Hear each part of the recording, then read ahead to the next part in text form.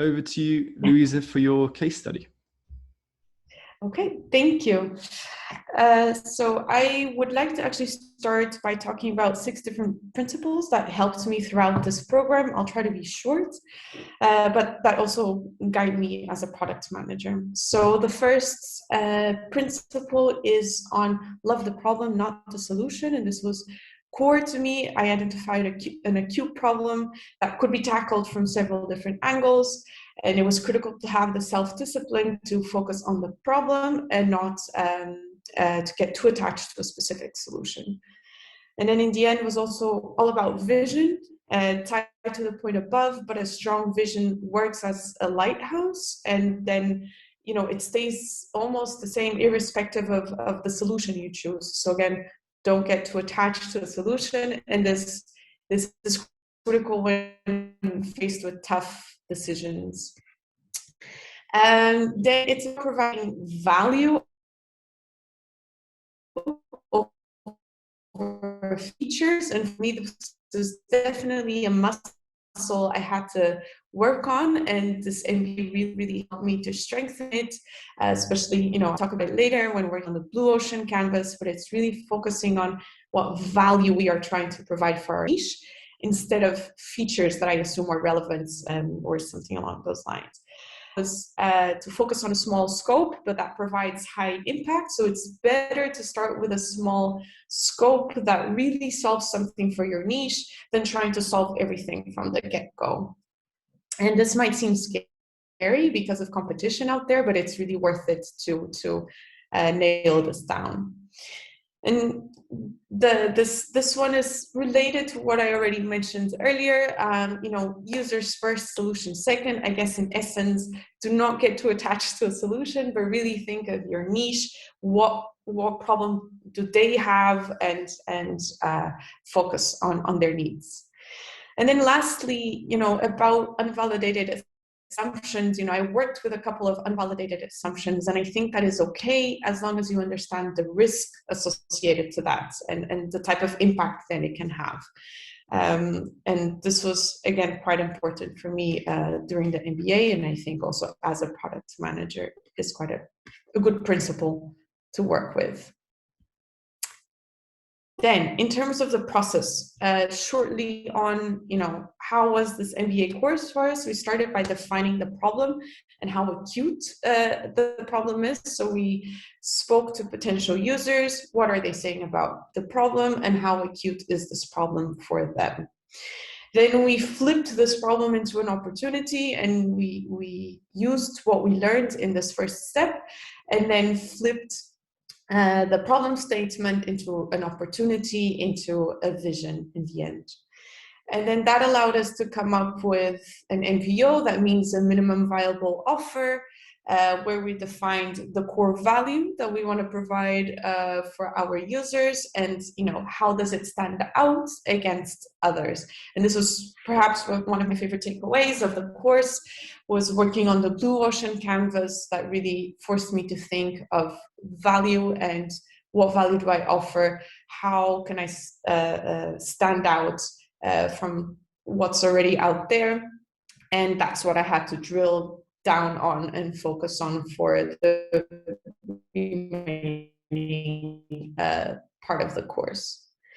And then afterwards, it was a bit about building a compelling story and packaging what we learned in steps, or what we worked on from steps 1 to 3, into a compelling story for both users and business alike. So we worked on this clean canvas, and again, we had to work on what is the value proposition? Again, what is this value that we are providing to users, and how can we even make revenue off of it? So really start thinking more from, you know, the business perspective, and get that mindset in there, think about KPIs, revenue streams, business models, etc.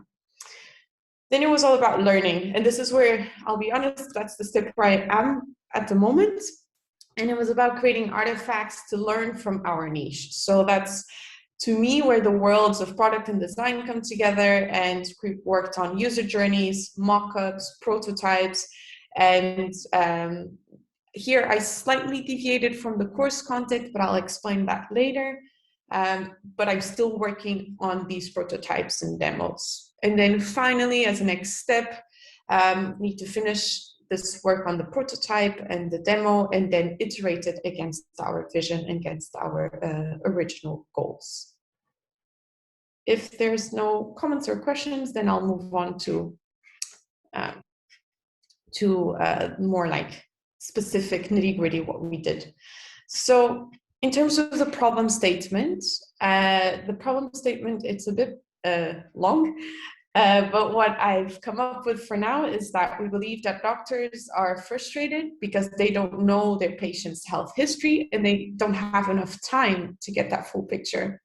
And ideally, they would spend more quality time with their patients because they already have access to their patients' critical health information.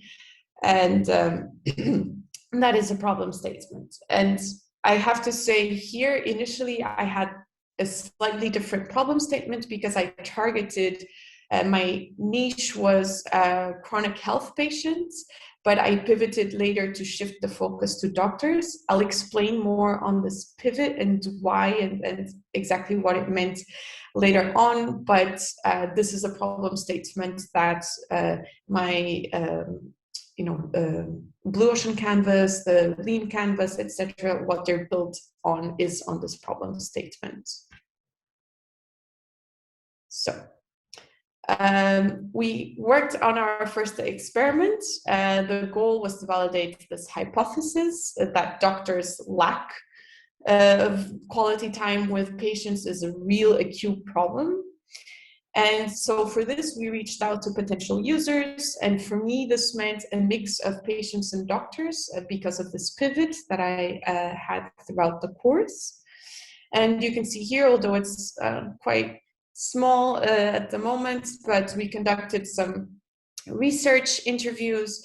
And the goal was to understand users' pain points, but then also to flip that into opportunities and to come up with a product vision. So here you can see I have some examples of the notes I spoke with doctors, and then how type of pain points and how that turned into opportunities. A lot of it was about having a place for your health records, a digital place. So then we worked on a second experiment, a second hypothesis, and here for that we created an MVO, so this minimum viable offer. And for me, that meant it was that we help doctors spend quality time with their patients by having medical records all in one place. And it's important to note that this was the moment that in the course where I decided to pivot. So let me take a couple of steps back to explain this moment a bit better. I first worked with a different MVO. My original MVO was targeted to a different niche, to patients, to people with chronic illnesses. And that MVO was that we give you a safe place to share your medical records wherever you live. However, this MVO didn't seem compelling enough. I only got about 6 survey responses. I think actually one of those responses was my own test response. So it didn't seem to resonate strongly enough with the niche. Although I still believe that the outcome of it, of working on this problem, of finding a solution for it, and the type of change it would bring, it's still relevant for this niche, but it wasn't a compelling enough offer. I couldn't market it well enough to this niche. So then I went back to the drawing board and pivoted. And that's, again, tying to the principles that I mentioned earlier. That was quite important to have these principles in place because I had a strong vision, still a vision that it's about having a safe, easy way to access and store digital health records. But I had to change the perspective of it a bit. I had to change my approach and how I could get there.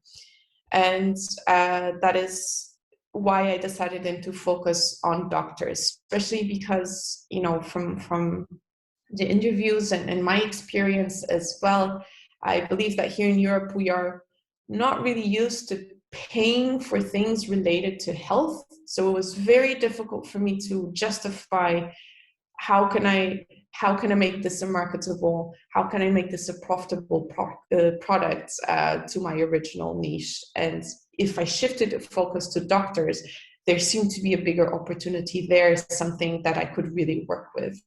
And that was the moment I decided to pivot. So let me just shift here. So you can see here in my original, this was my original survey. I didn't get many responses on this MVO. I went back, reworked the Blue Ocean canvas, and decided to focus on doctors because they're already doing the work of taking notes. And although I didn't manage to work on a new landing page for the new MVO, I felt that this was a risk that I could contain, that I could manage because of how strong the vision was. And then that I already did user interviews with both patients and doctors. I had enough information to start working with that gave me enough resources to build a prototype, and I can iterate this prototype and the new landing page with doctors moving forward. So it feels like a contained risk, something that I can manage and work with and doesn't massively change my steps moving forward, at least in this context of the course. So in the end, the vision, the product vision, somewhat unvalidated because I don't have the survey, the landing page that I came up with is that doctors want to spend quality time with their patients with easy and safe access to their health history. That is the product vision. Okay, I hope I'm not talking too fast. No, okay. So then, yeah. Then the goal was to validate that our specific solution resonates with our niche with a video demo of our prototype. And for this, we aim to create a customer journey map and wireframes, then build a no-code prototype with Figma, and then have a demo video where we could measure the conversion with an outreach campaign and analytics. But before I jump into more detail on this, I wanted to quickly discuss the lean canvas that I worked on and the solution that I came up with, which again ties to the principles I mentioned in the beginning. So the lean canvas really helped me narrow down the scope for the solution. At first, this seemed like a mammoth problem to tackle that could have so many different paths to focus on. But working through the lean canvas, I really had to find a solution that would provide enough value that could be a potential for revenue, but still tied to my vision and still showed growth opportunity, let's say, as a solution. So I actually decided to focus on the forms that patients need to fill out when they usually are visiting doctors for the first time. And to me, this is the start of a patient's journey with the doctor, which usually happens offline. And, you know, especially if then you don't speak the local language of the city you live in, can be also a bit of an awkward form to fill out. And if we move this to online, this already provides enough value to both doctors and patients alike because it saves time for both. It eases the process for both, but it still aligns to the overall vision. So it's still about saving time, providing quality time to patients and doctors. And it starts building your digital record. That is the start of your journey with the doctor. So there's still so much, it's quite a narrow scope, but it's important to start with that. And I see potential for growth that still heads in the direction of the vision. And I think that's quite an important approach or a relevant approach. Okay. So then more concretely into what we did, I started working on creating a user journey map that focused on the customer goals and the actions.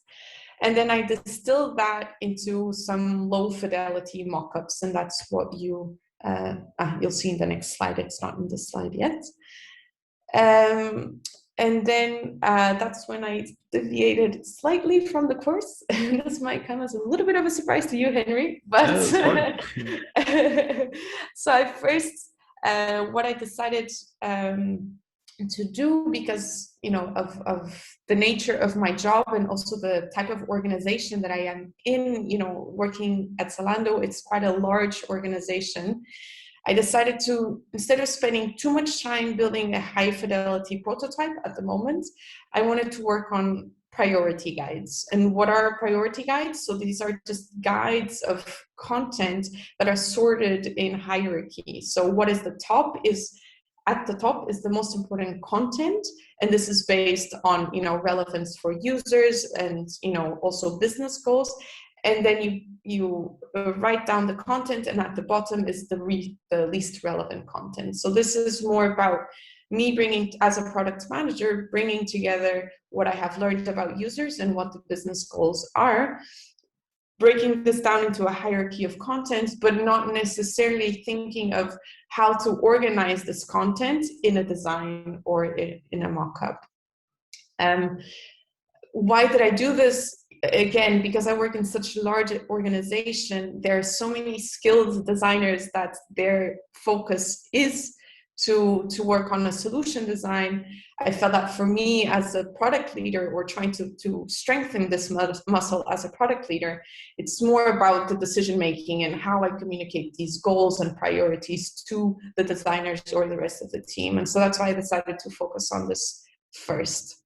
And you can see here a first draft idea of what the priority guide would look like. So as part of the course, then our next step was our last step, let's say, was to validate the following hypothesis, that the core value of our product is the quality of patient experience, and that doctors value this really highly. And this is where I'm at the moment. And of course, for the sake of completeness, I will continue working on the prototype and the demo, because I do want to package this all together. But I will focus first on the priority guides. And I think here it's because the risk of making a wrong assumption is quite high. Because for me to really cut down time for doctors and improve the quality, the experience between doctor and patients, I need to understand what is the most important information that I can provide in advance, that I can ask, that will help them cut this time. So. Sorry, quick question on that. So how are you planning to validate the priority guide? So this will mainly be around user interviews, speaking with different doctors. My assumption is, depending on your specialty as a doctor, there's different information that feels more critical to you. But what is my main question is, what is your the type of information that will help you make a faster, quicker assessment of the patient you have in front of you, and build on that. So that's my card sorting as well with those interviews, because you're moving from what we call like generative, where it's like conversations, to evaluative. So it'd be a quick way to get some feedback. That's actually a really good idea. I've done this card sorting exercise before, also to understand the value of mentoring and what to match it with in a large organization. So I actually think that would be a super great idea to work with. Thanks for the feedback. I actually think this is great. Nice. I'm just gonna, if we can wrap up just in a minute, so we have a bit of time. Exactly. I'm just finishing. So at this moment, I haven't done, as you can see here, I haven't worked on the demo and therefore the product market fit, but I have a little mock-up.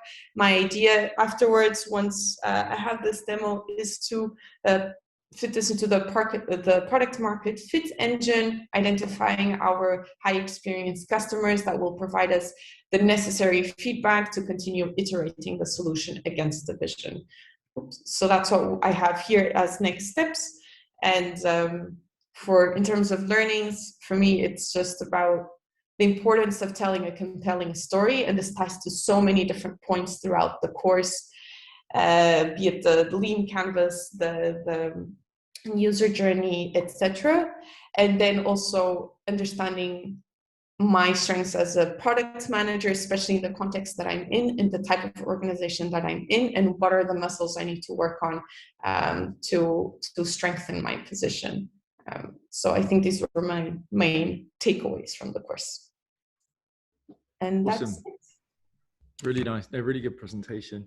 Really interesting as well, because your next steps and learnings like tie into some of the points I was going to cover.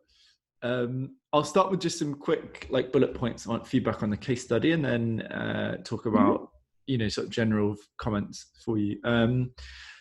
Honestly, I thought it was excellent. I think the storytelling was very good. I mean, really strong. Probably the best actually of the 15 or so that I've done this cohort. Like everything flowed into each other, and it was really interesting. Even though obviously we've had conversations, really interesting to see it all pieced together. On the principles, great to see you personalize these. I really liked that you're, on the leadership side, I could see that you sort of had an idea of how you can be a more effective leader, like with the vision point, for example. Like this analogy of the lighthouse was really strong, but also you tied in these nice personal learnings, like, hey, I have to always remember it's about value, not features. It's great to see, and again reinforces this storytelling aspect. And you actually did that throughout. You balanced really nicely, like here are some really concrete learnings, and here's sort of my personal experience, like with applying the lean canvas, for example. I think that's so important, as again, it's why we teach it this way. You have to experience these things and go like, oh, I get why we do the lean canvas now. I see why it's valuable. Right. The process, really nice, clear explanation. I thought it was actually really strong. I think that'd be a great way to explain this if you're pitching internally, like your process. I think you don't need to change anything there. MVO was good. I thought you were just going to name drop and just go the MVO and then move on, but you gave a really clear explanation of what it is. Validating the value. On the problem, again, you're showing this really nice journey of discovery and learning. So it's really interesting and engaging. I like the little pivot message at the bottom. Again, showing how you learned and how this was a process. The story, again, just the way simple phrases you're using, like when you got to hypothesis 1, it just made sense that slide appeared. You go, so once we looked at the problem, we worked on our first experiment to validate that, for example. It was really nice storytelling.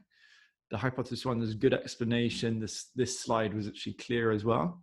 Right? Because, if you don't explain what this is, like it's super confusing.